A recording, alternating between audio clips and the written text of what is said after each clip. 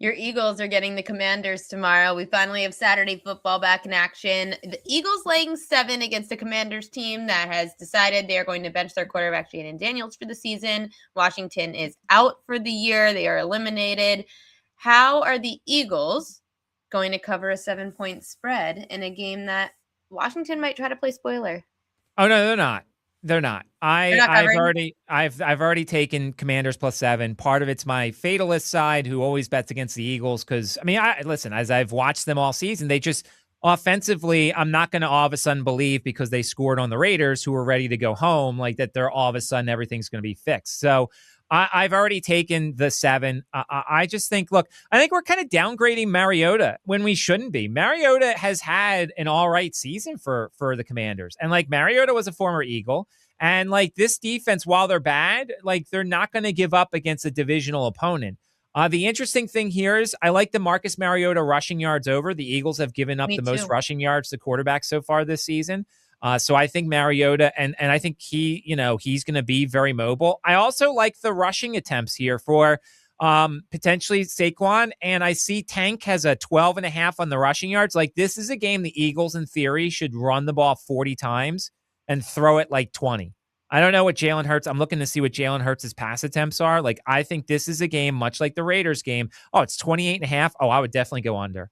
I think if this game is close, the longer it's close, I think that they're going to run the ball a lot. You can run on the Commanders, who have a run. I think they have a statistically worse run defense than the Raiders do. And I think what the Eagles have become last year, they broke huge plays. I think the Eagles this year are 3 yards, 3 yards, 4 yards. Like I think they go and they just wear you down a little bit. So I like the Saquon maybe rushing attempts. I like Tank over his rushing yards, and I like Jalen under his passing attempts. Like the formula this year is run the ball, punt it, and have the defense be put in a good situation, and have Jalen Hurts just not mess it up, which he hasn't for the most part outside of that Chargers game. The other game tomorrow is a rematch. Green Bay Packers, Chicago Bears. Packers need to win to somewhat solidify that division a little bit more, but Chicago could play a little bit of spoiler there to even up that series between those two since Green Bay just got the edge 2 weeks ago. Green Bay without Micah Parsons. This game scares me because we don't know what Green Bay's defense is going to look like now without Micah Parsons. And their defense has been good this year, Matt. So how do you handicap something that we don't really have a sample size of? Yeah, I mean, this is kind of, we're basically handicapping the Packers from last year. And so you have to look at what the Packers did last year. Now, granted, Ben Johnson's there, so you have to change things a little bit. But if you look, like I'm looking at Monangai, 14 carries for 57 yards in Green Bay.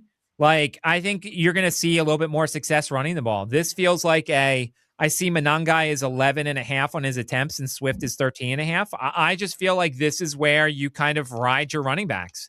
I think the Bears are in a situation where they've got such good running that they don't have to tax Caleb Williams a lot. I'm looking here. There's some wind. It looks like there'll be about 10, 12 mile per hour winds with some gusts of being even higher. And without Micah Parsons, I think the Bears run a lot. So I think this is I'm going to hammer Monangai on his rushing attempts.